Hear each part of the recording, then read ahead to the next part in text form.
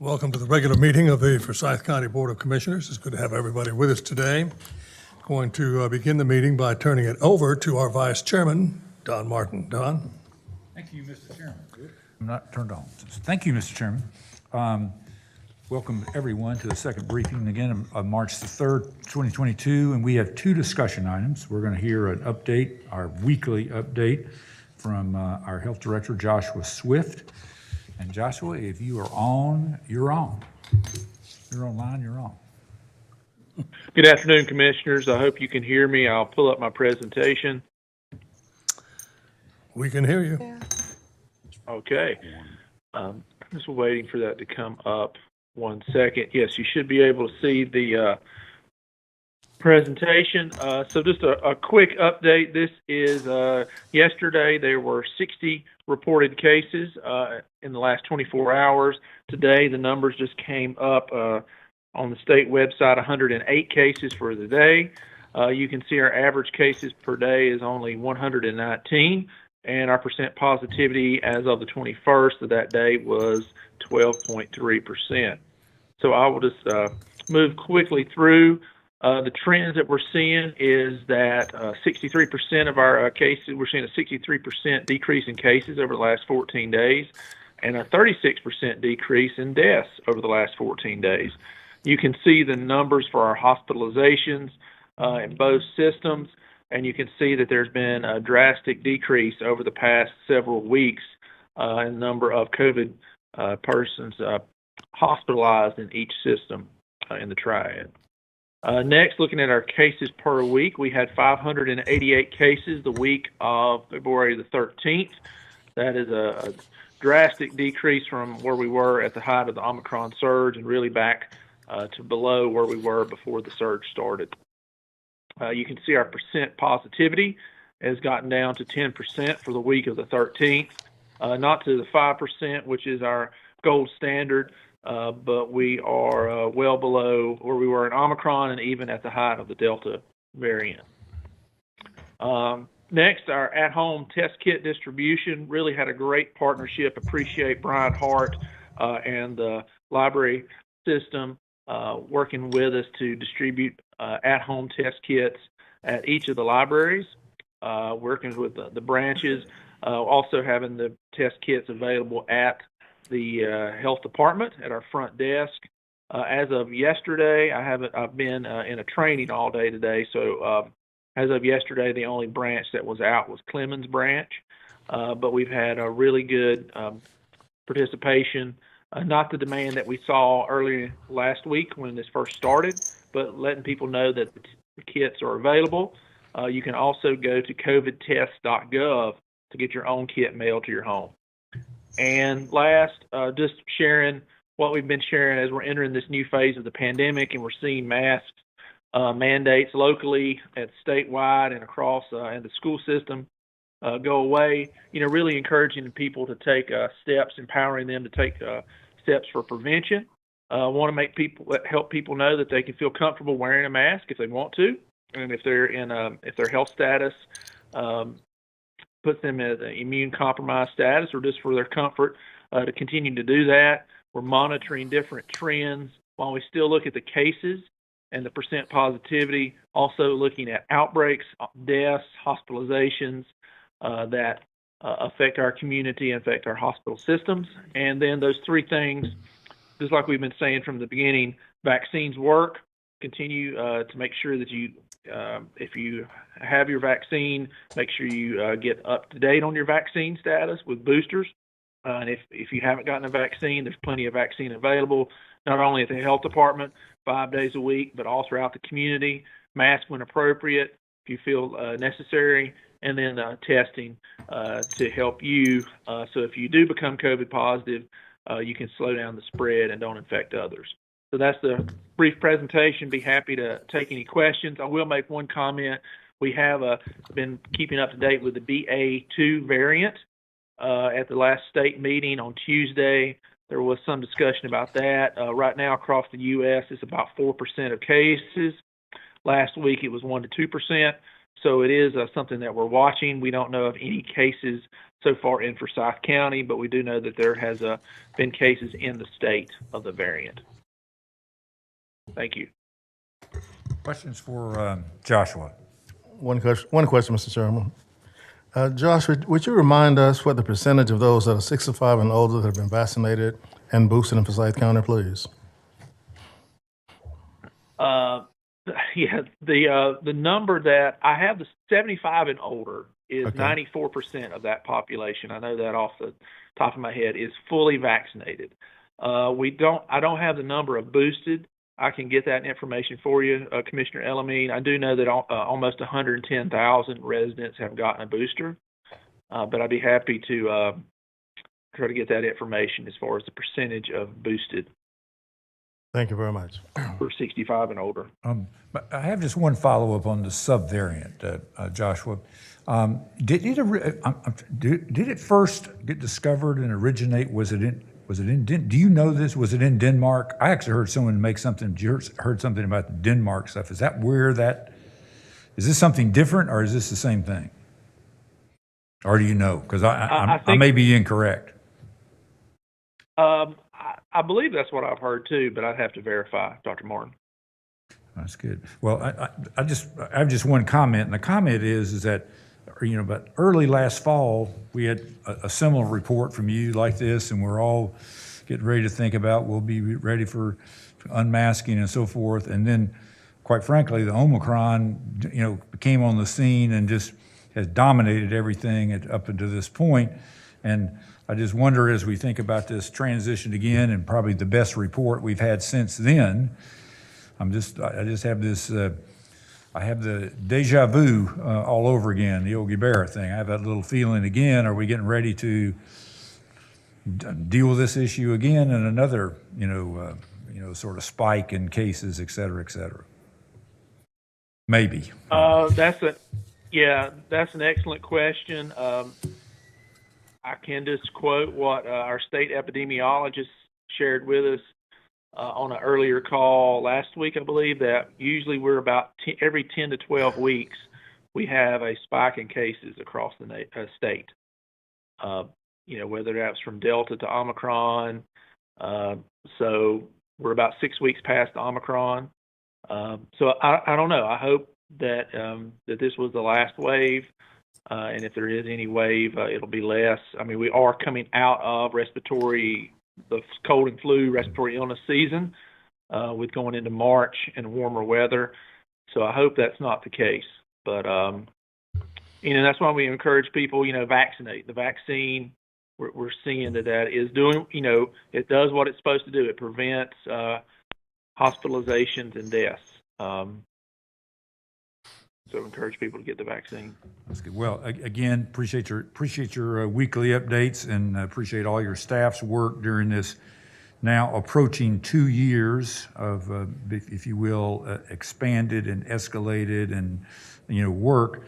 And I just hope that we can begin to think that may begin to sort of settle down back to a new normal that's better. So, all right. Thank you. All right, we have another discussion item. I think a lot of you recall in our Arpa grant funding things, there were several sort of questions about a couple of proposals particularly, and one of them was Neighborhoods Hands presentation. And we have Dr. S.D. Patterson here today, and I think he and maybe a lot of Calvert Hayes, a school board member, I think they both may be saying a word or two, and I guess it's an opportunity for us to ask some questions. Do you want to say something else? So we can do it one or two ways. We can take on those as part of the ARPA item, or we can do them on the front end, and I'm good either way.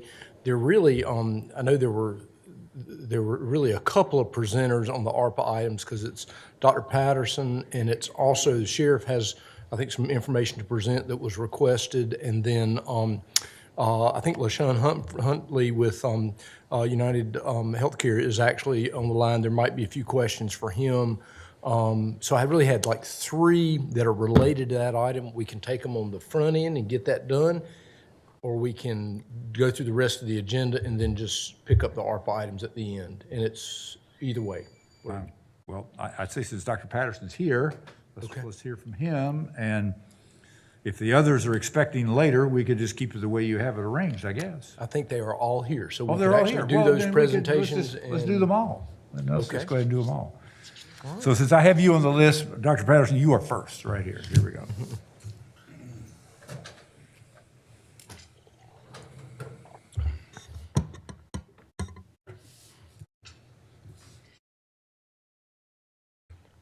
Good afternoon, County Commissioners.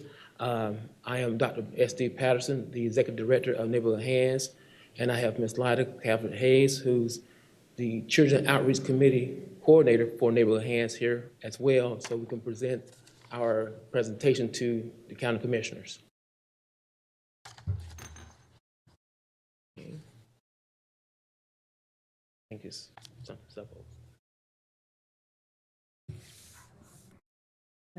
Okay.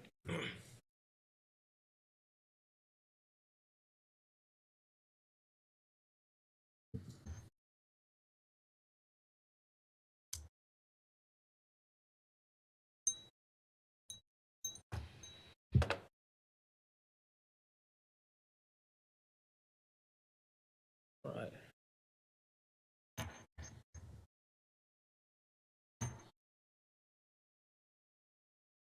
Okay, this is Neighborhood Hands, and we're going to try to be brief and straight to the point.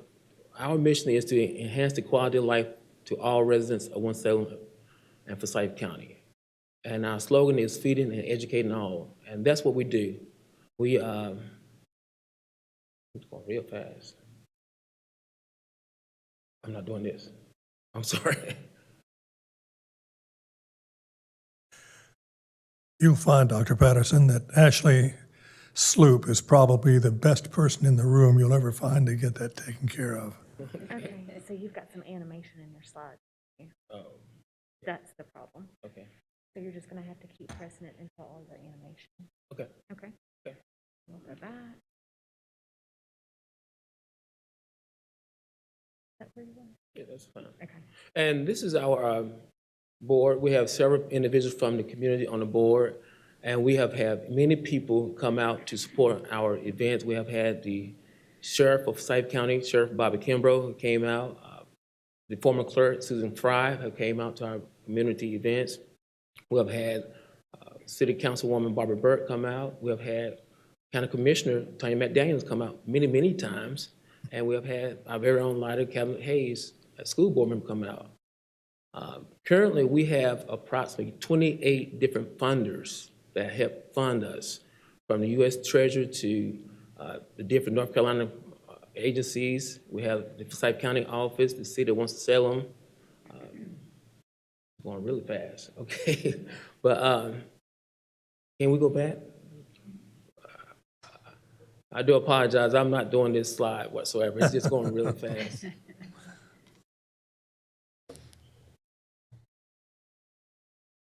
Go back. You just keep pressing your arrow back. Okay. Okay. Okay. So we, like I stated before, we have had funders from the U.S. Treasury Department, several North Carolina agencies, the Forsyth County Sheriff's Office, City of Winston-Salem, Conservative Women of Forsyth County, True Line, Winston Foundation, Zach Smith Reynolds Foundation. So we have had 28 different organizations to fund us because they believe in our program.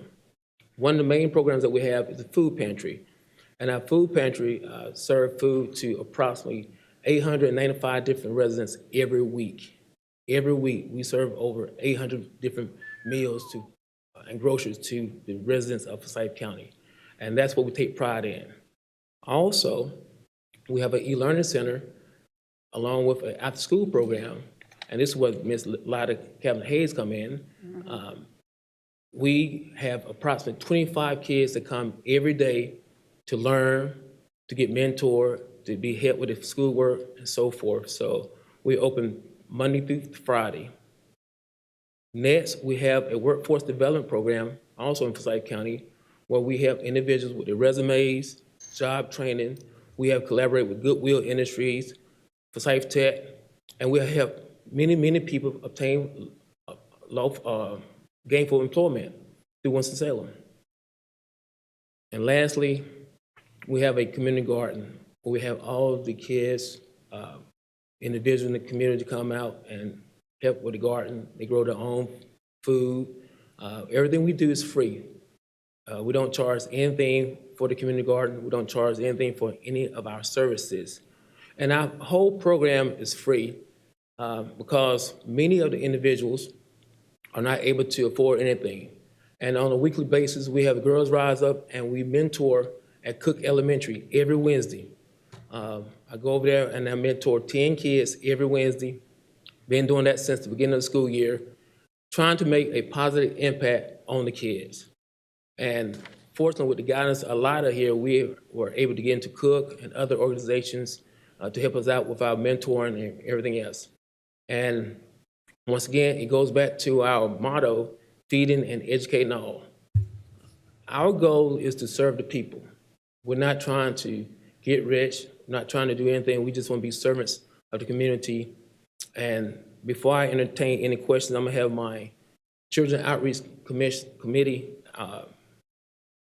chair speak, because she has been there since the beginning to help us with the Children Outreach Committee, and she just does a wonderful job. And she come over here to East Winston to help us out, and we really appreciate Lida, and everyone on our staff and our board loves Miss Lida Kavanaugh-Hayes. We love her, and she's doing a great job. So, Thanks. You know, what's better than helping kids? Absolutely nothing. Why are we doing this? Because we want to see these kids get ahead. If you look at what's happening today, there are lots of shooting, there are lots of gangs. We don't want our kids in that, and we're going to make sure that they are not in that. So having these programs is keeping these kids off the street. It's keeping these kids learning. It's keeping these kids who can be great in our community and hopefully be able to do what we're doing right now for other kids.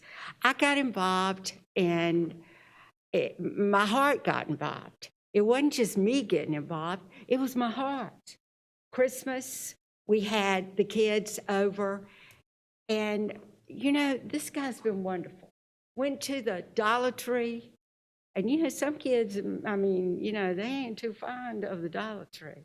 But let me tell you, these kids were so fond of the gifts that they got. And I wish that you could have seen their paper to get an Etch-a-Sketch thing for 99 cents and to know that they had a toy that they could take home. We had little kids there, and the little kids got stuffed animals. And you've never seen so much love on a stuffed animal in your life as to see these kids hold these stuffed animals up and know they were going to be able to take this little 99-cent stuffed animal home with them. When it comes to kids, I'm going to be a part of it. And when it comes to kids, especially kids that don't have things and need things, we all need to be a part of this. We got a lot of hungry kids out there. We got a lot of kids that need the help that only you can give them. So I hope that you understand where we're coming from. I hope you understand how much work is being involved in this. And I hope you understand how this is uniting our community. I know Tanya has been very, very involved in this. I want you all involved in this. I want you all to know about it. I want you to know what's going on. And I want you to be a part of it, because that's how Winston-Salem is going to be a better place, not just for us, but for our kids. And that's what I'm all about. And you know what? I know every one of you up here, and I know that's what you're about too. So what we can do to make things better for our kids through this program, we're up here asking you, please help us. We need you. And if you ever want to see happy faces, come to some of these events. Come see these kids carrying their stuffed animals. Come see these kids at an Easter egg hunt. Come see parents that are coming. We had clothing also. We had clothing for the parents. And I'm telling you, it was good clothing. It wasn't junk. It was Calvin Klein. It was people that contributed nice things for our citizens to be able to be a part. Nobody wants to be in some shabby something. So we had nice clothing for the parents to be able to pick out what they wanted. It was a happy day. And we need happy days right now. Because with this pandemic and what we've got going on, we need to get involved in the happiness. And this was happy. So I hope you'll be a part. I'm not going to go away. And I know this gentleman ain't going to go away either. So, you know, if you would, help us out, and you won't see us 1,000 times. But I appreciate you. I know every one of you up here, and I know what good people you are. I know you care for kids, and whatever we can do to make this better for all kids, and especially our East Winston kids. They need us. They need our help. We got to make sure they stay in school, and we got to make sure they're educated, but also we got to make sure that they feel a part of Winston-Salem, because one may be the next mayor, one may be sitting in your seat. Who knows? So let's give our right hand. Let's help these kids any way that we can. If you're having questions, most of you know me, my number, or you can see me at school board. But when it comes to kids, I know you want to be a part of it. So I appreciate you having me up here. I appreciate your vote for whatever we can get and get help. And thank you for letting me say my little piece. Thanks. Thank you. And I'll entertain any questions you may have for me. I've got a couple, but there may be others. Jump right in. Other questions? Go right ahead. A couple of questions, Dr. Patterson. Hey, yes, sir. I've spent a career with kids. That was my first love, right? Yes, sir. Until I retired about 10 years ago. So my life has been dedicated to kids. You mentioned 28 supporters from the community. What's the average support you get from those 28, a ballpark figure? Altogether, probably on the average about 64,000. Okay. And the request from the county commissioners, you've allocated that to which specific programs? Just ballpark. Majority is going to the children outreach and the food pantry. Okay. Maybe I could just follow up on Commissioner Elamene's questions. So for example, in the I don't know what kind of fiscal year you operate on, but what has been your total budget? Our total budget for the last year has been $135,000. 135,000. Mm-hmm. And did you just? Because I may not have heard correctly. I apologize, but I know you had 28 funders. Did you just answer Commissioner Elamene's that the average? What was the average gift? I think that's what he said. Yeah. Average gift obviously wasn't 54,000 for each one of the 28. No, I'm trying to average about 28. It could be. See, some have been 70,000. Some have been 5,000, 10,000. So the average was probably not 64,000. Probably with all 28. I would say about 30,000. Well, that's okay. Because I assume your 28 supporters have been over more than 1 year. Yes, sir. So, and your budget for last year was our 135. current 135,000, and I am curious where your children come from. Where do you recruit how do kids know about it, and Yes, sir. how do they get there? Majority of our kids come from the Cleveland Avenue homes and surrounding areas. The Cleveland Avenue homes and surrounding areas. Okay. I myself is a product of Cleveland Avenue homes. I was born and raised in Cleveland Avenue. That's why I put the nonprofit back on Liberty Street to give back to the community that I was born and raised. Even though I don't live in that area now, I give back every day to that area. And to be a little more specific to Commissioner Elamene's questions about where you're going to spend the money, and I apologize, it's been a long time. I haven't seen your budget exactly, but be a little more specific about what you're proposing to spend funds on, not just children's programs and food pantry. Yes, sir. I mean, what are you spending money on? The request is for $350,000, but that's a 3-year program. not a one-year program. So therefore, we're asking for the first year, second year, and the third year. So I broke down my budget in 3 years. So the grand total over 3 years is the grand total over 3 years is 350,000. But every year, the first year, our budget is 125. The second year is 115. And the third year is 110,000. So therefore, year 3 is 350,000. So we have allocated certain monies for each program and staff and also other expenses that may be necessary to fund our programs. In your application, is that specifically spelled out? Like, Yes, for sir. example, we're going to hire 2 people and they're going to cost X, and we're going to get Yes, sir. 10 computers and they cost X. Yes, sir, and- if I may. And the budget that the county has, every year, the program says the manager shall make $30,000 a year. The second thing said 3 part-time staffers at $15 per hour at 20 hours a week. It's broken down. And also the mobile food crisis van driver is broken down. So everything in my budget is broken down. It is to in there, that's very good. detailed, sir, I'll for look at every it. year. Yes, I'll do sir. that. No, that's helpful. I didn't mean to not. No problem, because I think my budget is attached to my application, but it's very that's good. detailed for each year. And also, it goes into the supplies, the refrigeration, the food costs, the preventive maintenance, the fuel, everything. So everything is broken down to a T. It's just broken down to for each year. Good. Other questions for Dr. Patterson? I don't have any questions, but I would like to make some comments. Thank you, Dr. Patterson, for being here and going through the questionnaire, although that this ARPA funding application did come out of committee. So that means that we took the recommendations in terms of what your application was requesting, and it came to us for us to approve. So I appreciate you going through this rigorous questionnaire. Lyda, I appreciate you also being in our communities and supporting this as well. I am one of those kids who come from Piedmont in the Cleveland area, so you're absolutely right. I'm so hopeful that we will be supporting this ARPA application because I know that this is an opportunity to transform lives. So I thank you for being in your space and in your place to navigate that in our communities.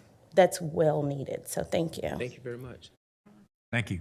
And these kids, we hope eventually will be our leaders. We hope that these kids, with what you're doing and how you're helping them, will one day be sitting up here as a commissioner, as someone that is making money for other children. You know, I'm a children's nurse, and the only way we can do this is with your help. There's nothing better than to go to bed at night and to know that these kids have got full stomachs. And I know that's what we all want. And we want to work hard to make sure that happens. And that's why I got involved. I mean, I got plenty to do, but that was why I got involved when we got together and when we talked about what we needed. And we need you. And we need your support. Just one final question, Dr. Patterson. Yes, sir. Now, we had a conversation over the phone about a recommendation that I made for funding the organization.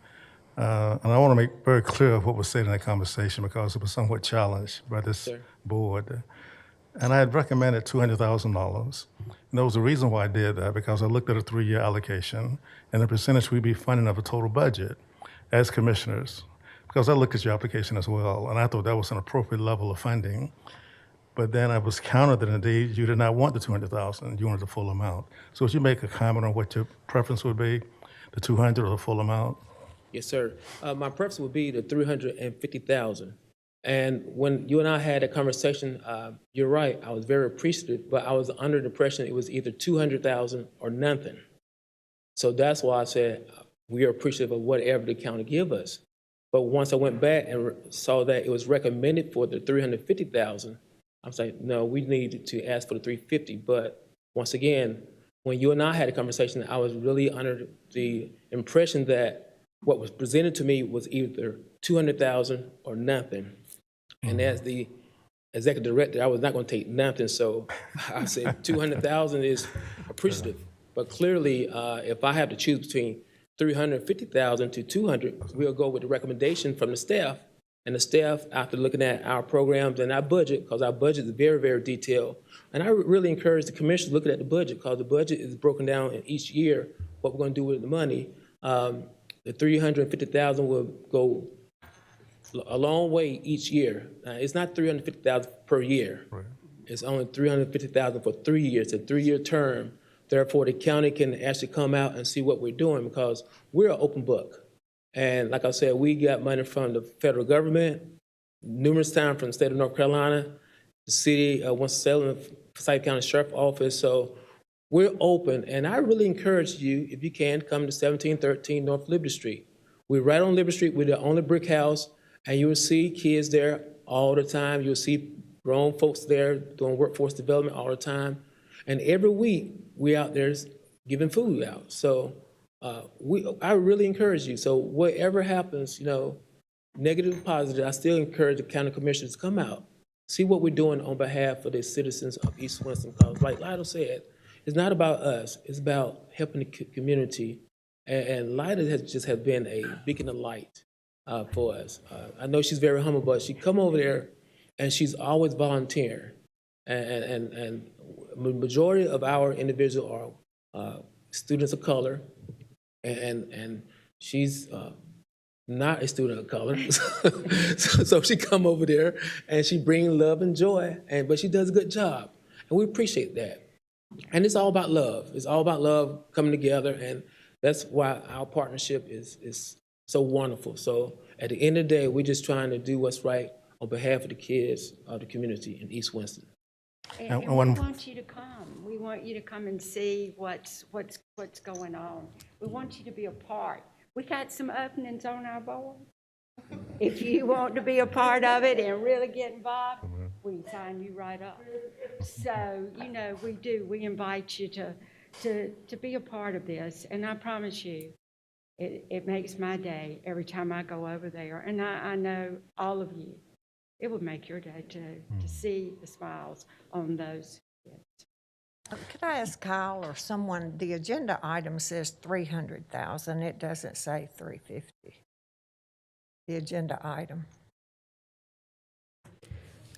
It should say 350, so if it's 300,000, I would have to look it up, but so it's our understanding for the next meeting, we need to have two options, one for the full amount of 350,000 and one for 200,000. And the ARPA, just for clarity, the ARPA application was specifically for the food pantry and the mobile unit was what it was.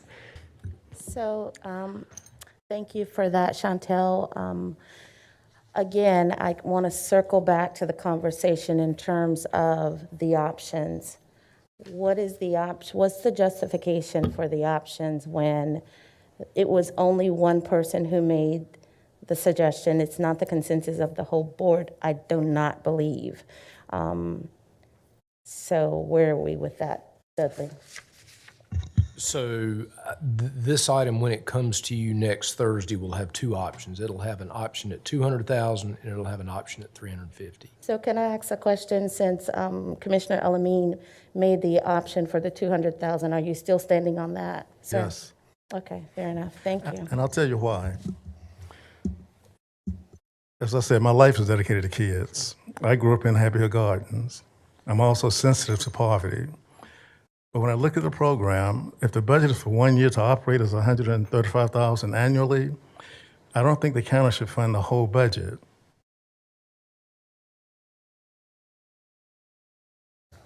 Well, thank you for that response.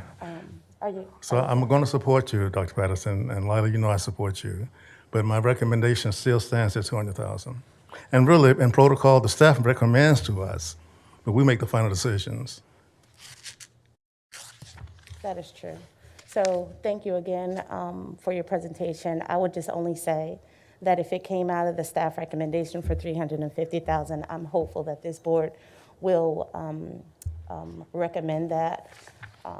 We vote on that if that's the pleasure of the board. I will be supporting it because we don't have this kind of back and forth on any other projects that we're doing. So I don't understand what this is about. But nevertheless, thank you so very much. And I'm sure that the $350,000, although that it does reach your budget capacity, you have more access to helping those children in those communities. Yes, County Commissioner. So Yes, thank you're you. exactly right. And we want to invite you to come and really be a part. I mean, Christmas, this was our Santa Claus, and all dressed up, and I mean, we want you to be a part of this also, because I'll be honest with you, I think it'll make your day. I really think it will make your day. And you know, Tanya, from being over there and seeing those smiles and seeing the love, just seeing the love. And it's time that we really do something with our young kids, because if you look at the ones that are out in our society now with guns, with different things, we got to stop it. And us sitting here, we are the ones. We got to stop this, and we got to change things, and we got to make things better for these kids, however we can do it. Thank you. Thank you, Dr. Are there any Patterson. other further Thank you, questions? Lida. Thank you. Thanks for letting us be here.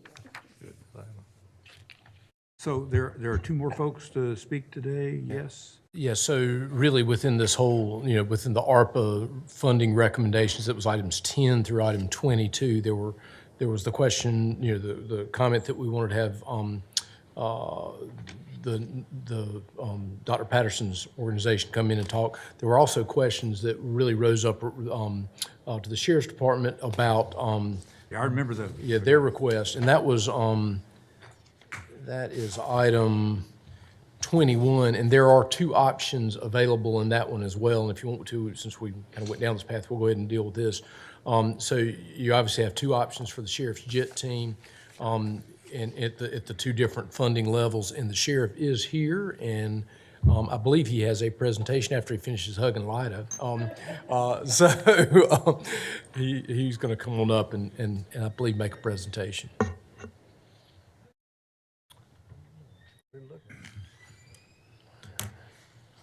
Good afternoon, Commissioners.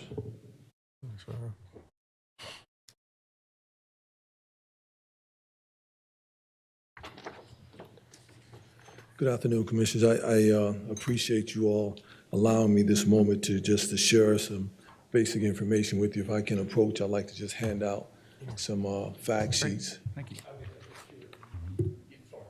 I appreciate that.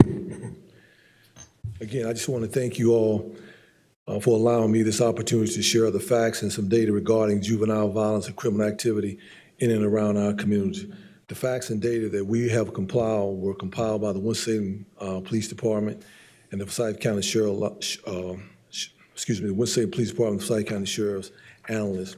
I hope this information gives some insight and a clear picture as to why the request was made. And also, again, I want to thank you for your support to make a difference in the community. What I did was just start out with some basic facts about, as it relates to the CDC stating that guns have taken over the leading cause of death and trauma in the U.S. The numbers are based on the U.S. Census from the Disease Control and Prevention. There were some interesting facts that I wanted to share before I bring them home. The CDC has declared youth violence as a serious public health problem that can have long-term impacts in health and well-being. North Carolina is the 10th highest state of registered gun owners per 1,000 of population. The article states 152,238 registered guns to the population of what's that 10 million in the state. And then I just thought I'd bring it home. Here in the county, there are in excess of 600 validated gang members. In excess of 600 validated gang members. Those gang members have been validated by the Winston-Salem Police Department and Forsyth County Sheriff's Office and the detention. There are in excess of 30 gangs actively inside of this community. That's the city and the county. If you turn over to the second or the third page, I just wanted to run some numbers for you to see and hear them. In 2020, discharging firearms into occupied dwellings, the city reported 388. Forsyth County reported 11 for a total of 399 occupied dwellings that were fired upon. In 2020, persons shot, not killed. In Forsyth County, there were 198 persons shot, 5 in the county, for a total of 203. In 2020, juvenile shot was 38 in the city, 1 in the county for 39. Juvenile victims of violent crimes involving firearms in the city, 374. In the county, 11 for a total of 385. Juvenile offenders involved in criminal activity involving firearms, 74. In the county, 4 for a total of 78. In 2020, there were 31 homicides. You see where it says UCR 30 and plus 1, 31, 2 in the county for a total of 33 homicides. Then the breakdown is the number males, females, and the race. If you go down to 2021, discharging firearms into occupied dwellings in the city, 401. In the county, 5 for a total of 406.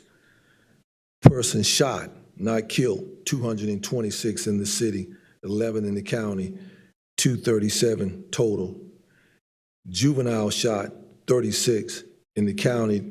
Last year we had none, thank God, for a total of 36. Juvenile victims of violent crimes involving firearms, 344, 6 in the county, for a total of 350. Juvenile offenders, violent crimes involving firearms, 69, 3 in the county, for a total of 72. Last year, total of homicides committed for a total of 50, 6 in the county, 38 in the city. But one interesting fact about that, if you flip over to the second sheet, I had to incorporate that. If you take a 20-year span in the county, a 20-year span, there are only 61 homicides in a 20-year span in the county, in a 20-year span. In the city, in 14 months, you had about 52 homicides. But what's interesting about that, last year we had 7, but if you take the 20 and do it to 3, you're averaging about 3 homicides a year in the county. But last year we had 7, which showed an increase. What that tells me is that violence is not just confined to one part of the city, it's actually spreading due to gang violence, guns, and access to guns. Also, if you look down and you talk about offenses at school, in 2020, there were 367 incidents in the schools, 367. In 21, there were 1,284 incidents in the schools. If you look at the juvenile offenders, runaways, and ranging from everything, there were, in 21, there were 1,750 reported by the police department, 850 for a total of 2,600. One of the things that when we talk about youth violence and juvenile violence in our community, one of the things that I think that we need to be mindful of is that if we don't deal with it as juveniles, those juveniles become adults. If we don't deal with the juvenile violence in our community, it affects not only our communities, our schools, our property values, our communities. It affects when big businesses decide to come here. They look at the crime statistics. We get phone calls from them asking about what is the crime rate. What I'm asking for is your help. As Ms. Light alluded to when she was talking, she referenced the violence, she referenced the guns, what they're trying to do. What we're trying to do, this juvenile intervention team, is intervene, is do some intervention before these numbers start increasing, before the violence gets to that place. Just on Tuesday, one of my deputies blew his knee out. He's got to have knee surgery while chasing juveniles on Pleasant Street. At the end of the chase, they discovered 3 guns and drugs in the car. Just last night, yesterday, they had an incident at one of the local schools, which ended up in a house being shot up. There's some things that we got to face in our community. We've got to face the juvenile violence. We got to face the juvenile problem in our community. And we can't face it with a half effort. We have to be intentional about it. And all I'm asking for is your support. I just want your support and give us an opportunity to play our part and do our role as it relates to the violence in our community. And I thank you in advance individually for your support and just the opportunity to stand before you. Since I asked the question last week, Sheriff, thank you for being here. Thank you. Since I asked this question, I'll go first today. And I appreciate you sharing this data, and I think every person in this room, I don't care what they are, they all agree we have a problem. I think everyone in this room agrees that we want to try to make it better. So my question to you last week was simply this: is there some reason particularly why there were 6 officers versus 5 officers, and where did the 6 officer number come from? And this data does not answer that question. Well, I'll go back to my original statement. The original request asked for 6. The original request asked for 6, 2 supervisors. In the conversation that you and I said on the Zoom, the suggestion was made that you need an admin person to keep up for accountability. But the 6 officers, sir, were asked in the beginning. Where that 5 came from, You're not answering my question. I asked, where did the 6 come from? It came from your original proposal, but what was that based on? I mean, could you do a better job with 30? Could you do an okay job with 4? I mean, we don't know how this works. You have been experimenting with it.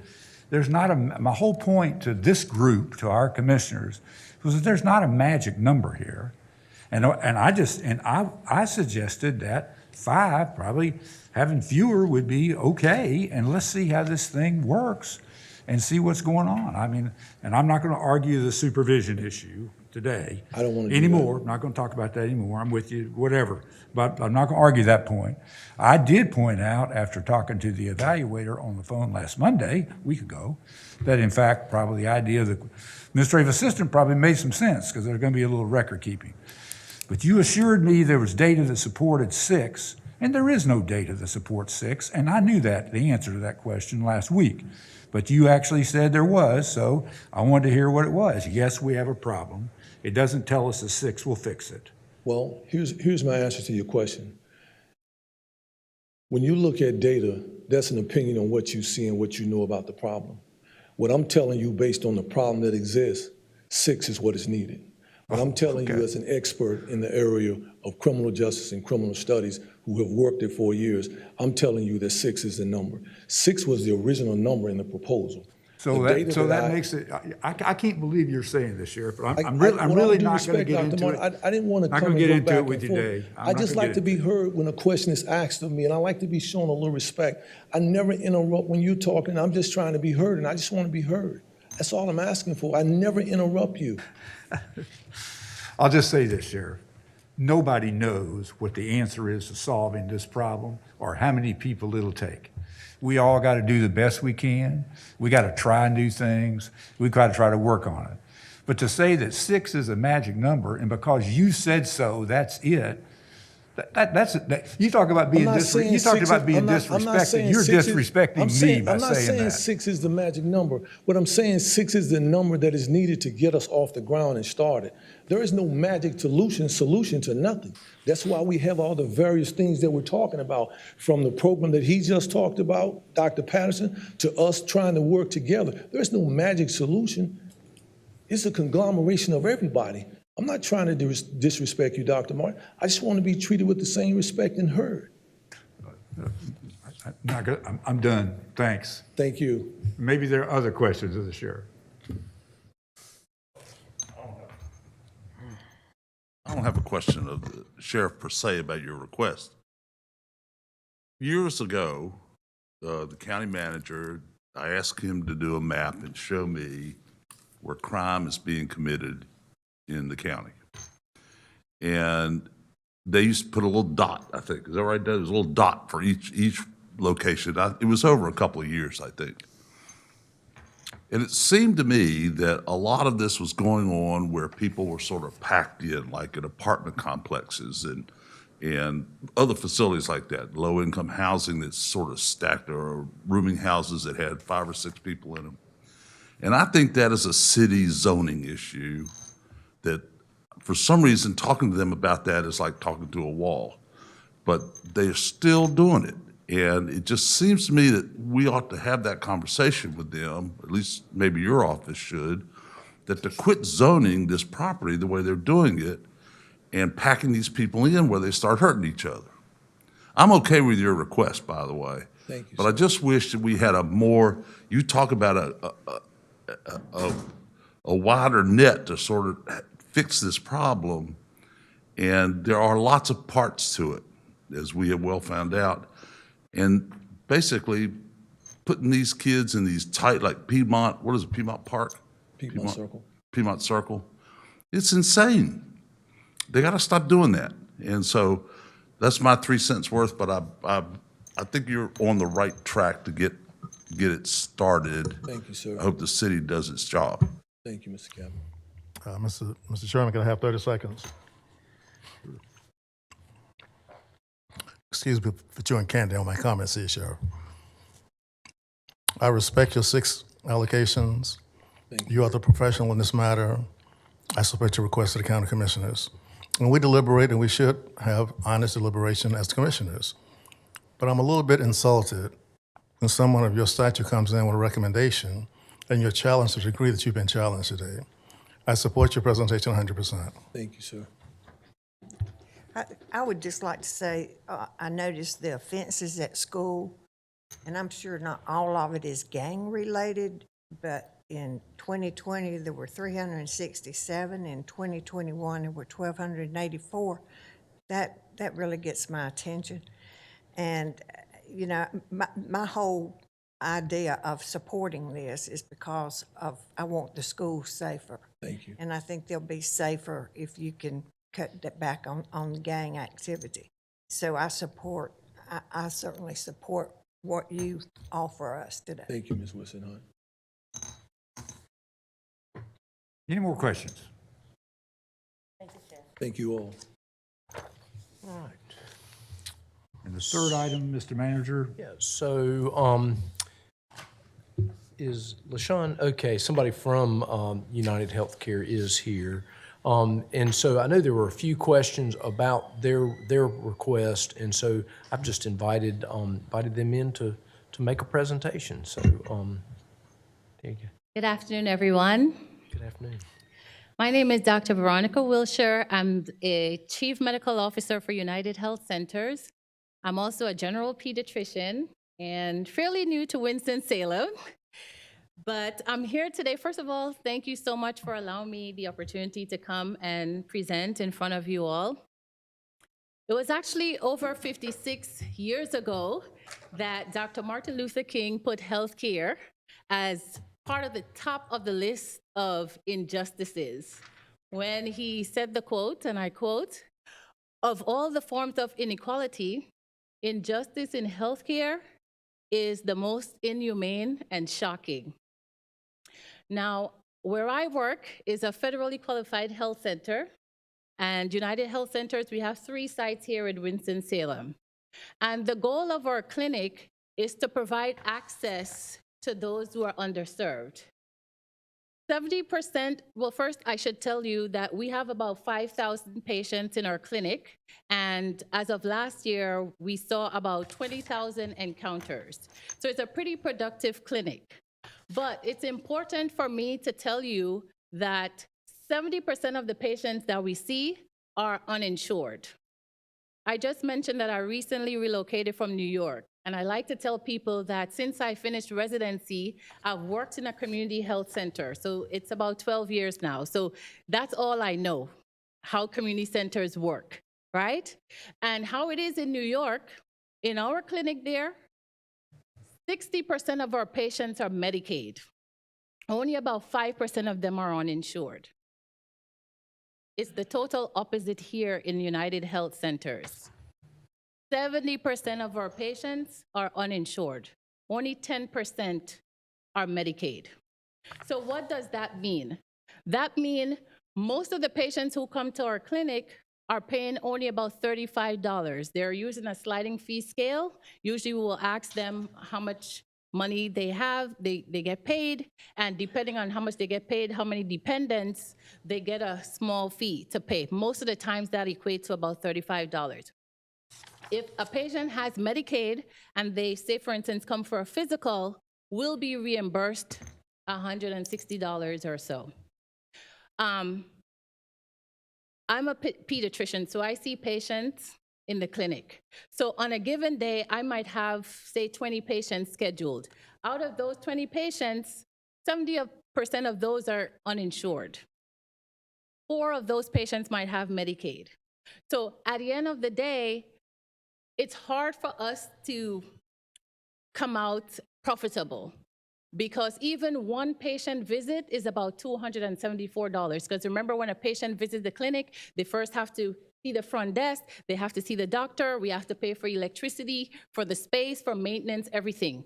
So that's the magic number, $274 that we're paying for that visit, and we're only collecting $35 from most of our patients.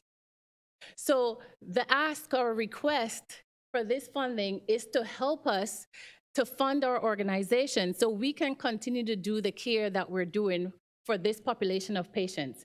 We're the only federally qualified health center in Forsyth County, and as I mentioned before, the goal of our clinic is to provide access to patients who would otherwise go to the emergency room. So our job is to have them come to us where they find it as a safety net. So if someone wakes up and they have a belly pain, they don't have to go to the emergency room. They can call us, and guess what? In our schedule, we always leave 2 appointments for same-day appointments. So they can call us and come to us, and it could probably just be a virus that they have, instead of going to the emergency room for that and have to pay that hefty bill and overburden our hospitals and the health care. One of the things that I like to tell people as well, because everybody like to go to the private doctor and they might think less of the community clinic. But what I like to tell them, in this level of clinic care, we're being monitored. So there are certain things that we always have to do for our patients. We have to make sure that we check our diabetics hemoglobin A1C ever so often. We have to make sure we're screening for colonoscopy. We have to make sure we're screening for mammograms. Maybe the private doctor down the street is busy and forget to do certain things. But I remind my doctors all the time, because I remind them that we're being monitored. HRSA is a funding that we get. That's how we manage in our clinic, through HRSA grant.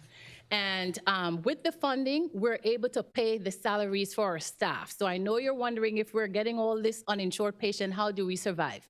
Thankfully, the HRSA grant, and they're put so that way we can continue the job that we're doing.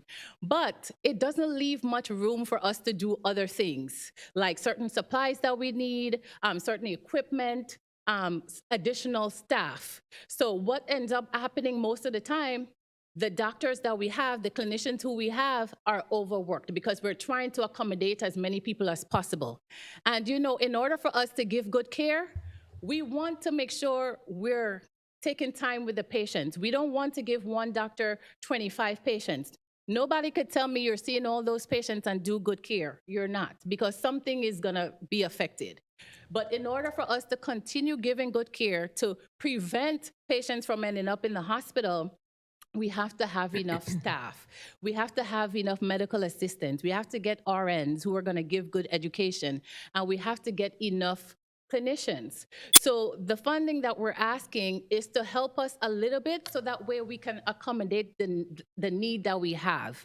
We're not asking this funding to carry the clinic for the rest of eternity. It's to help us to get over the hump. Right now we have patients calling and we can't tell them, oh, you have an appointment tomorrow, because our doctors that we have, they're already to the max, So we don't want to overburden people, because then it becomes a cycle. We see all this mental illness, all this stuff, especially since the pandemic.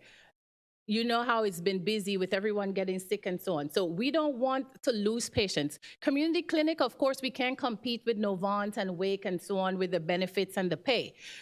What our staff has is the compassion, but we can't abuse that. So this is where the funding come in. We're able to hire a few more staff so that way we can accommodate the patients. There's a need out there, we're filling the need. you know, if I ask you guys how many patients you think in our community, in most community clinics, how many percentage of, say, for instance, people who are due for their colonoscopy, how many of them you think have their screening done? So How say, much? for instance, we have 100. How much money do you need?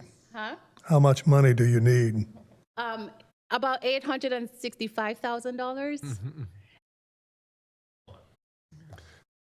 And that breakdown is to hire one medical doctor, a nurse practitioner who's going to help us bring in more patients that are waiting to be seen, a registered nurse, because education is the key. If we don't have somebody to talk about their diabetic counseling and their hypertensive counseling, we're defeating the purpose. So the registered nurses, medical assistant to help room the patients, do the vitals so the patient's flow can be good. So those are the things. And we see a lot of OB patients. We would like to have a sonogram machine so they don't have to go to Wake and pay $200 for an anatomy scan. $200 make the difference from them buying food for a week for their family as opposed to going to see what's going on with their prenatal. So this is the, and I know in the application it's spelled out exactly how we're gonna use the funds, but basically it's to help our clinic to pay for the additional staff, some equipment, and for us to be able to not overburden the current staff that we have. Well, that figure is just $150,000 short of $1 million. Is that a one-time request, or is that going to be annual, or will that cover everything you need for a year, 2 years? For 2 years, yes, because the goal is to put the staff in place that's going to help us generate the correct revenue that we have. So once we have the staff that we're asking you for, we're going to see more increase. We're going to be able to accommodate more patients, and we're going to be able to, one of the things we're doing is trying to work on Medicaid patients. There's so many patients there who can be eligible for Medicaid, but no, we're not reaching out to them. So these staff that we put in place are going to be able to help us do that. We're able to survive because of the HRSA funding, but that's bare minimum. We're not able to do all the extra that we need for the community. So that's why I'm here today to say if we get the extra, then we can have the correct staff in place. So we're not burdening the ones that we do have. In today's society, we want people to represent the community health centers. I was mentioning about the colonoscopy. At our clinic, usually that number, when you ask that question for most community clinic, that number is only 20%. 20% of their patients usually have their colonoscopy screening done. At our clinic, we have 43% of our patients who have had their colonoscopy. That number is still very low. We want it to be 100%, but it shows you that we're doing the right thing and we're doing the work. We want to continue to do that work. It's hard work, but with funding like this, it helps to motivate the staff. They see that we're not overworking them. We're hiring the right staff to help them get the job done. Thank you. Any other questions? 2 quick questions. First, thank you for the presentation. I also met the pharmacist the other evening when we had our conference. Would you comment on the pharmacy projection, what she'd like to do there, and give me an idea how many patients you would need to see to really sort of break even? You have 5,000 now. Would you like to see 10,000, or what number would you project to have to be able to break even? So usually how we do it is by encounters. So currently we have about last year 20,000 encounters. So when we calculate, we would like to see at least 2,000 patients a month. Right now we're about a little over 1,000, but so when we calculate 2,000 a month, it will get us to about 26,000. So that would be the goal for us.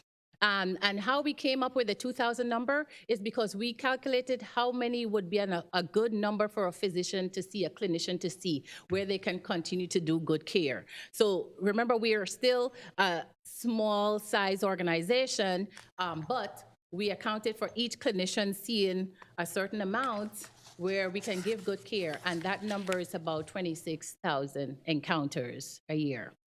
And the pharmacists?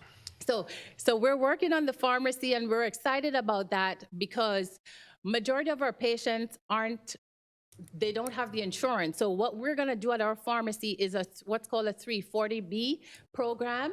So we're gonna be able to get medication. Say for instance, a medication that's usually costs $90. Of course, if you have insurance, you can go and get it, no problem.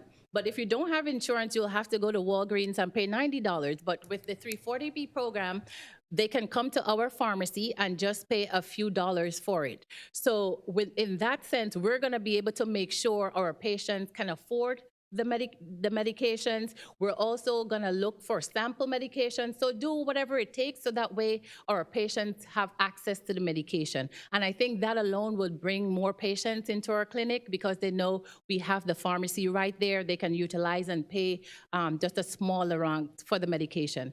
One of the things that we monitor is called medication adherence as one of the quality metrics.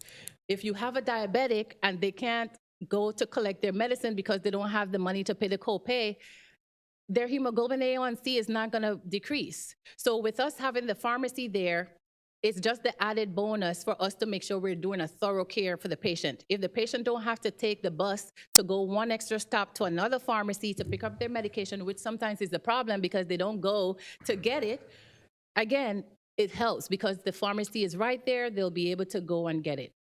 So all of this is gonna help us to do a better job to care for the patient, which the goal is to, once we do a good job, then patients don't end up in the hospital. So if you invest in our clinic, then we don't have to spend that money on the back end to support people when they're hospitalized. Do you have any current investments from Novant Health and from Atrium? So we have good referral program. So say for instance, I just saw a patient who has a problem with the throat, then we'll able to refer them, and most of the times they're able to see our patients, because otherwise it will be hard for the patients for where we're gonna send them. They don't have the private insurance. So we have a very good referral program, so we're able to refer most of our patients for their problems. I mean, I was just kind of getting at if you're able to divert those from needing going to the emergency room, for example, and others, that maybe both Novant and Atrium might be partners to want to help contribute to your success. I guess I've had a little trouble with this, but I think I see how you may be able to serve more. I just have this fear that in 2 years you'll be right back where you. I mean, I think it'll be a good 2 years, but then it'll be hard to sustain.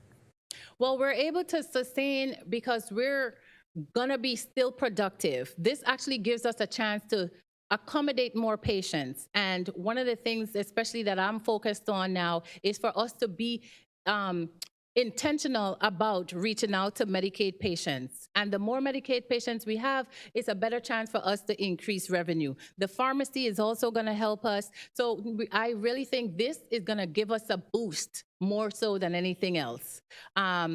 We're very productive. The doctors work very hard. The team, they're committed to the mission, but every health center in the United States depends on HRSA funding. And trust me, HRSA doesn't just throw the money at us. Every 3 years, they come and look at everything in detail. They pinpoint every single line to make sure that we're spending the money appropriately and we're meeting the target that we say that we're gonna meet. Thank you. Chairman, may I ask a question? Please. To Chantel. What is the amount of the request for this project? Sorry? I'm Sean. asking. Me? What is the amount of request for this one?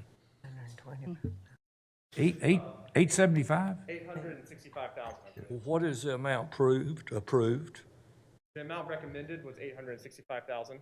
Is what recommended for what? The full amount of 865,000.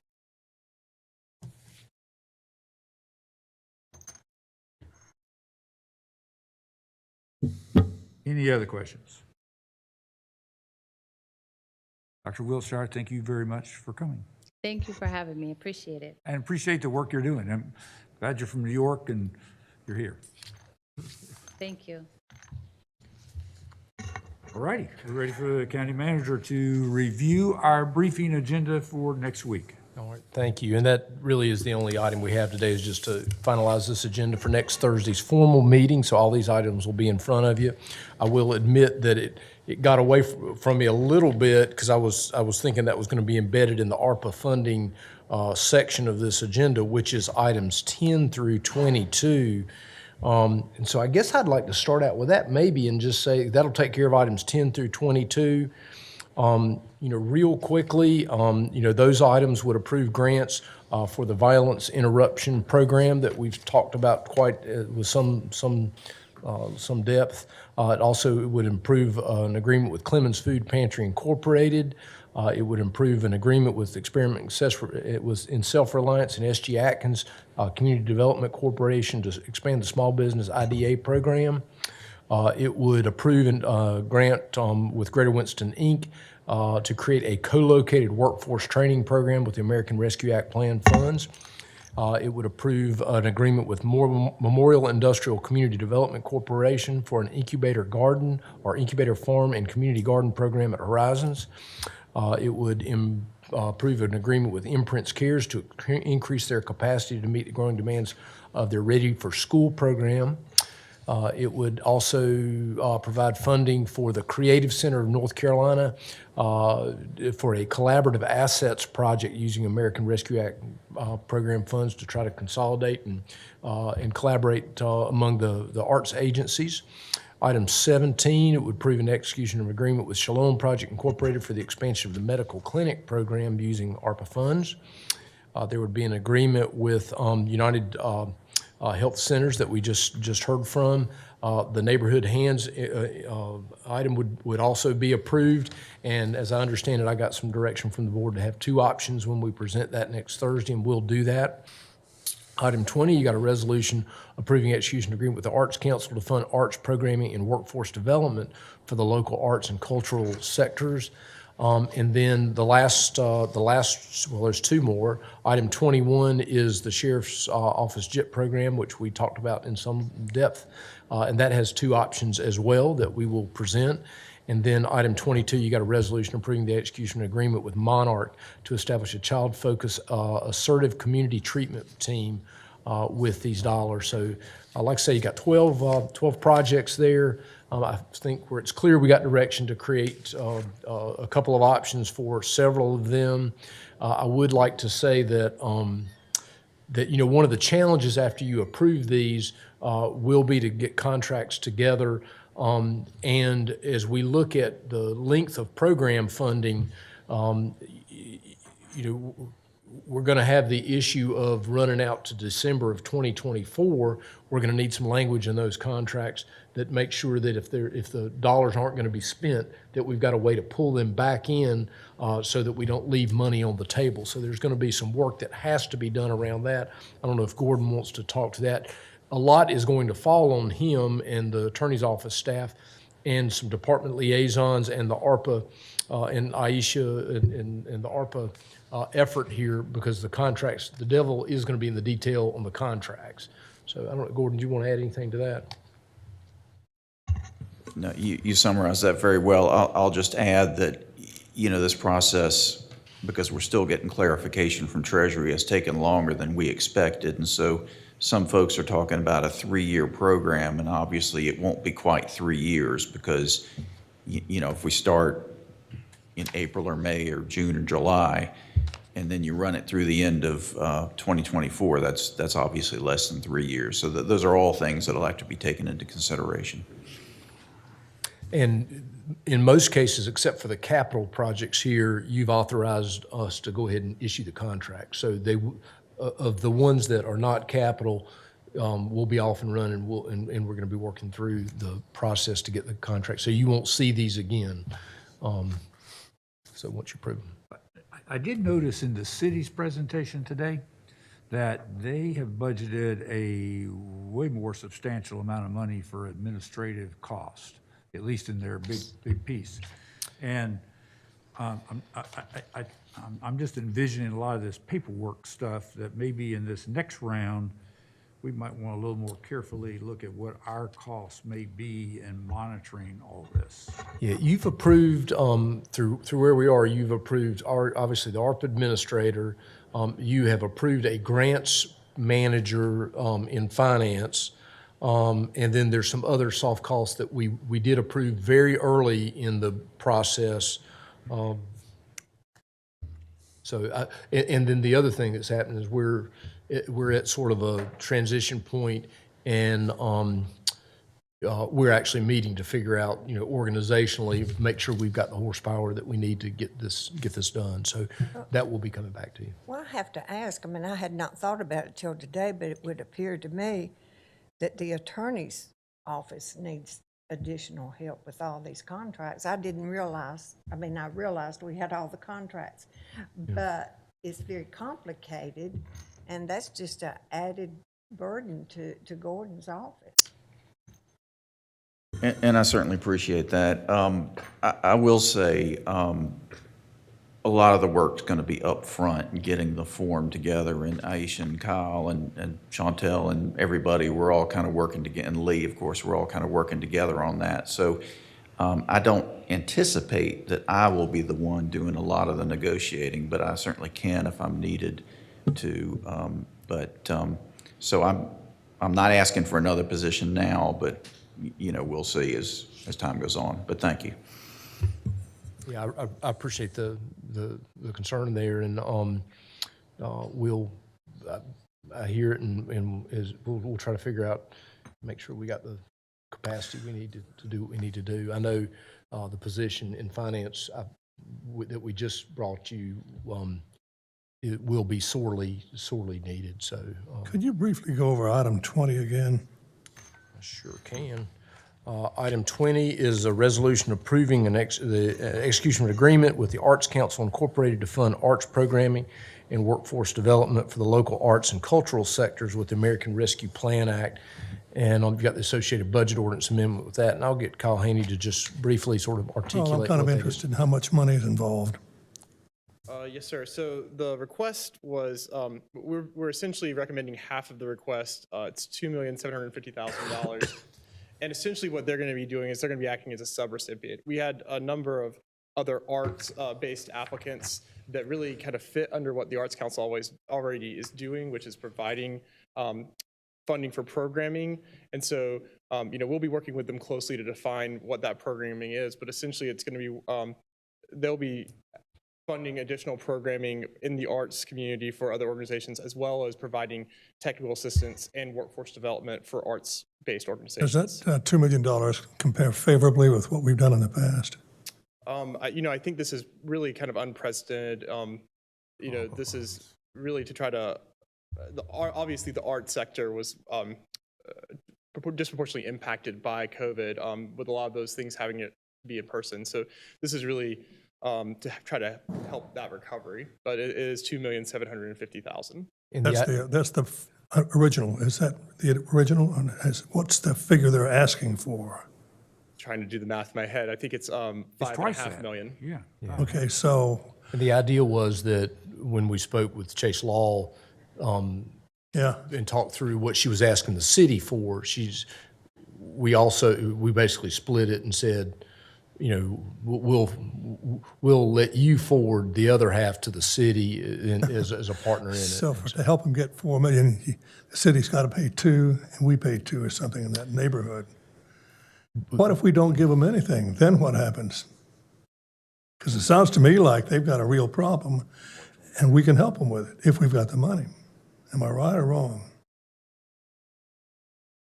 You're right. Yeah. That just, we like to refer to this community as the city of the arts, but and I know Chase Law, I've talked with her, not about this particular item, but this could be a great year for the Arts Council, or it could be a disastrous year for the Arts Council. My way of thinking, from what I'm hearing, it's if the city says no, then the Arts Council's got a real serious problem. And we thought that one solution, because she said, well, what if I don't get the money from the city? And so what could happen, and what is likely to happen, is it could come back as an additional request in round 2, is how we were thinking, that she would keep us apprised as to what the city of Winston does with that request. Is there any interest in the private sector?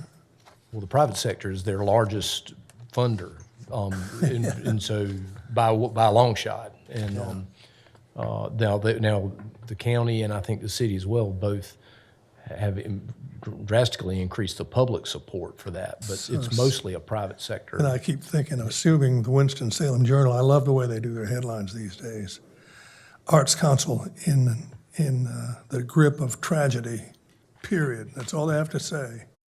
But if they don't get that $2 million from the city, it would be tragic. So then what's the answer? Go back to the private sector and say we need more, or come back to us? Or, I'm not trying to make a big promotion for the Arts Council. The history of the Arts Council in this community is so long and so deep that it kind of concerns me that they're in a difficult situation. That's all I'm just curious, because we're going to have to vote on this next week, right? Yes, sir. Ooh-wee, baby. That'd be a nice name for a headline, too. While you're here, could you just remind us what the ARPA funding is supposed to do? Absolutely. As we think through our decisions for next week. I will do my best. I know we have the specific language, I don't have it in front of me, but essentially, it is supposed to respond to the pandemic, the public health emergency, as well as the economic impacts from that, and help the recovery from that. And one thing I'll add, because in our presentation last week, we actually had the statistic that 100% of the dollars that the board has taken action on, go to disproportionately impacted community members and so on and so forth. So in some of the review coming into this meeting, we talked about it at the staff level, and I said, well, you can make that argument that's true, but you can also look at it the most critically way a person could look at it, and say that some of it perhaps does not go into QCT or to help disproportionately impact communities. And so we did that analysis and said, what would it be if you challenged the ones that you could challenge on that? And basically what we came up with on the dashboard is that rough 79%, depending on whether you count money or applications, that 79% using the most critical analysis you could use would go toward disproportionately impacted communities or QCTs. So I think we wanted to have a little truth in, because there's a judgment and it is subjective, and we want to be fair and honest with everybody in the community. And so we did that analysis well. I guess I would look to the board to give me some guidance on what we should present. I am fine in the dashboard presenting the most, this is where you earn your money. Right, most conservative. I mean, my sense is we ought to look at that the most critically we can and present that number. And I see Do we a have few heads option, nod. on item 20, do we have option 1, option 2, option 3? If you would like us to prepare another option for you, we'll be glad to. I'd probably make at least a preference to leave it as it is for this reason.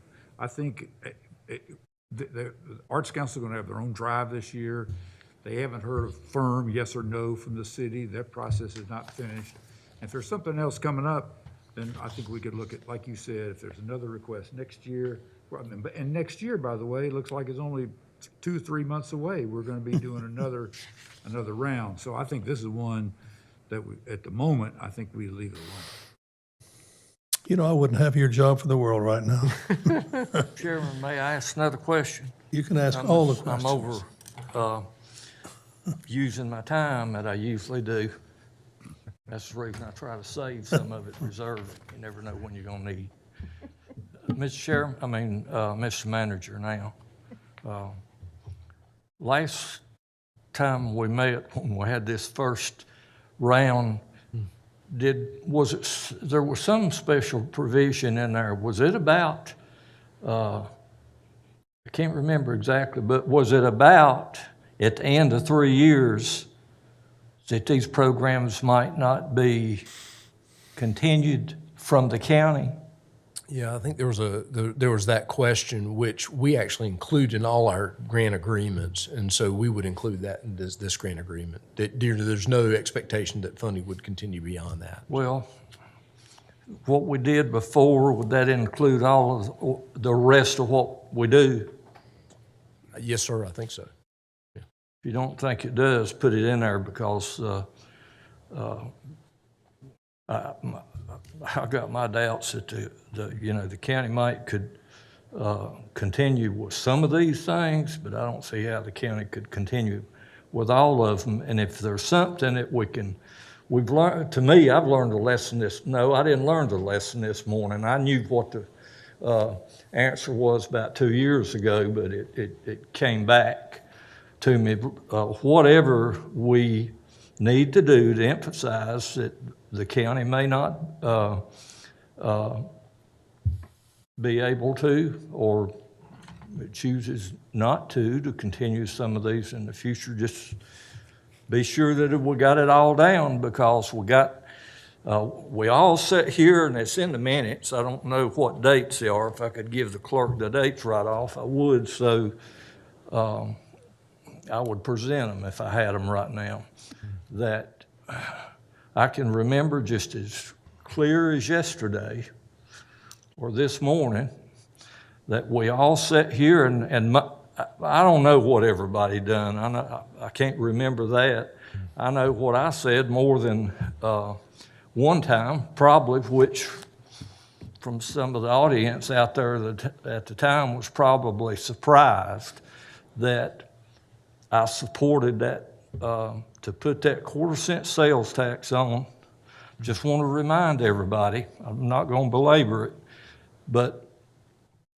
and there was some discussion about if there was that amount of money that was projected to come in might be more than what was projected. Well, apparently it has been. And we didn't fix what we thought could potentially be, I won't call it a problem, but a situation that would need to be dealt with.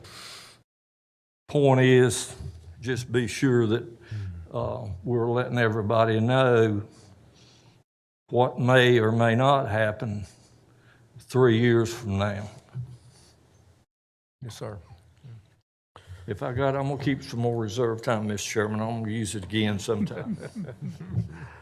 Mr. Chairman, could I ask 2 questions? And Yes, sir, fire away. 30 seconds only, Kyle.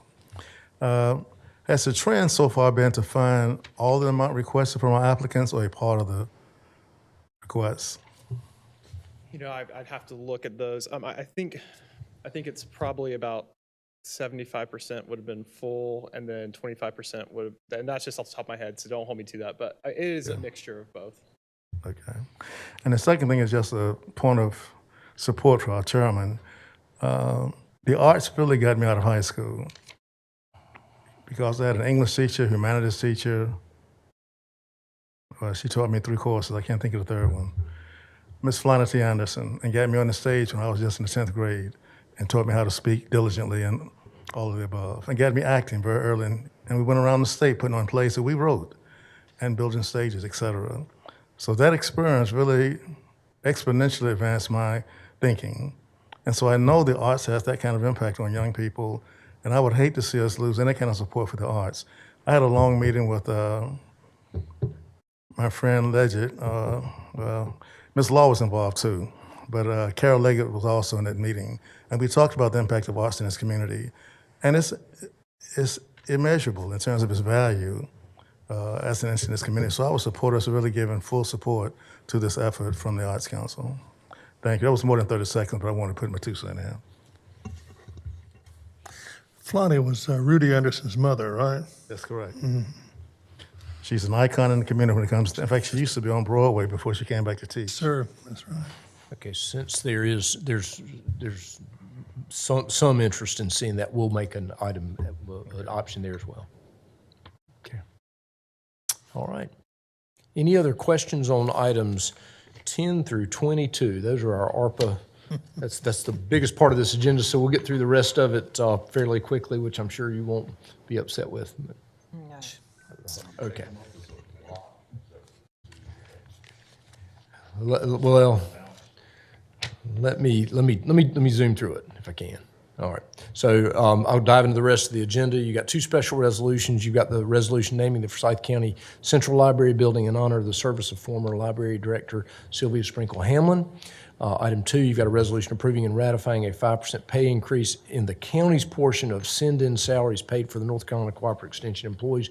Heard a long presentation with some history there last week. Any questions on that? Okay. Item 3, you got the minutes, which are... They were distributed yesterday. Very good. Thank you, Ashley. A couple of budget and finance items. You've got an amendment to the FY22 budget ordinance. It's for the public health, women's and children's health section, children's and youth branch for public health. You got any question on that? All right. Item 5 is an amendment to the 2020 PAYGO capital projects ordinance and the adoption of the Blues Lake capital projects ordinance. What's involved in that? That would basically appropriate the dollars that were received. Is that the SCIF dollars as well, Kyle? Yes, sir. So it's the SCIF dollars and then the money we had in PAYGO. That's right. Did we get the Partif grant? I think I forgot to put that. We did get that. I think I have not added that in. I can add it. I got the letter handed to me like 30 when the meeting started, so we'll get Partif added to that. But that'll round out that whole project, and it'll be coming in at about Is that that $500,000 letter? That is that $500,000. Oh, good. Yeah. Good. Yeah. So we'll get that added. So that'll be a change going into Thursday. Item 6, you got an amendment to the 2018 Smith Reynolds Airport Capital Projects Ordinance. It appropriates state capital and infrastructure award funds for the authorized airport projects. Christopher Ong reviewed that.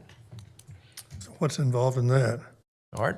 Item 7, you got a resolution supporting an application by the Winston-Forsyth County Board of Education to the needs-based capital public school capital fund. That's that additional lottery dollars. Hopefully we're successful with that. Got 2 grants items. You've got a resolution authorizing submission of an application to the North Carolina Housing Finance Agency to apply for and accept for award an urgent repair program grant. And then you've got a public health resolution accepting $10,000 from the North Carolina GlaxoSmithKline Foundation for Child Health Recognition. When does the ARCA program end from the federal government? December of... So we still got the remainder of this year to do it, right? 24. You got through the end of 2024. Is there anything at the top of the list we need to talk about? Don't think so. I just have some contracts, property matters, and a Forsyth County Code matter. Contracts, you've got a resolution authorizing execution of amendment to a contract with Walter, Robbs, Callahan, and Pierce for the Smith Reynolds Airport Terminal Renovation Project. James Anderson, I'm not sure we reviewed that one last Thursday, did we? The airport remodeling? Yeah. We might have to, at the meeting next Thursday, just do a quick presentation on that, but we'll make sure that happens. Elizabeth White presented a resolution awarding a contract for document scan and upload services for DSS. Pretty straightforward. Scott Angel reviewed the resolution awarding and authorizing the execution of the contract for the repair of the 2 damaged ambulances. I think that was pretty straightforward. And then you had the Matt Forsyth agreement to start doing that MAR stuff that we talked about this morning. Property matters, you got a resolution declining the first opportunity to purchase the 21.79 acres of the county owned by the Winston-Forsyth County Board of Education. That's that Shore Road property. We sort of benefit from that because that's part of that whole relocation. And then you've got item 28, an ordinance revising chapter 6 of the Forsyth County Code entitled Animals. Damon Sanders Pratt talked about animals, and you've got that item to act on, and then 2 reports. And other than that, Mr. Chairman and Vice Chairman, that is it for next Thursday's agenda. It's going to be exciting. Any further comments? I'd just like to say a special thank you to Ashley and to Rosalind for all the extra work they had to do today. It was very nice. Thank you. Amen. All in favor of Ashley Sloop? She's not, we're not paying her enough, are we, Don?